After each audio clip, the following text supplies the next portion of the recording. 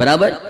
જો આ બે તો સિંહ છે, 3 સિંહણીઓ છે, 5 જણા, 5-6 જણા, અને ભેંસનું એને મારણ કર્યું.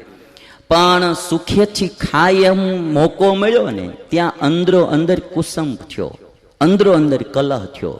આ ધ્યાન ભાઈઓમાં રાખ્યા જેવી છે. જ્યાં ધંધામ પ્રગતિને પંથે જાય ને ત્યાં ભાઈઓમાં કુસંપ થાય અને નોખા થાય, એમાં ધંધા ખોરવાઈ જાય.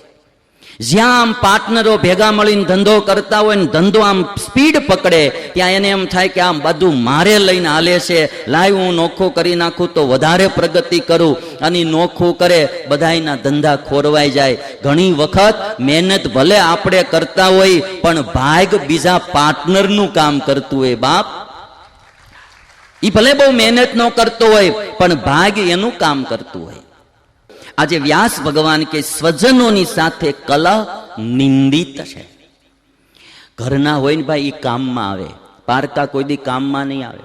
જ્યારે રાવણ મેદાનમાં પડ્યો હતો ને, યુદ્ધના મેદાનમાં, તેથી રાવણે રામને એટલું કીધું હતું કે રામ, તમારા કરતા જ્ઞાતિમાં હું ઊંચો છું, બ્રાહ્મણ છું. તમારા કરતા સંપત્તિમાં પણ હું ઊંચો છું, હું લંકાનો રાજા છું. તમારા કરતા મારી પાસે સૈન્ય મોટું છે, તમારા કરતા મારી પાસે કુટુંબનું બળ મોટું છે.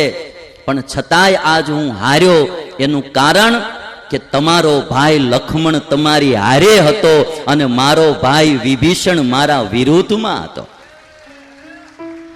જે કાંઈ રાવણના રહસ્યો હતા ને વિભીષણે ખુલ્લા કરી નાખેલા.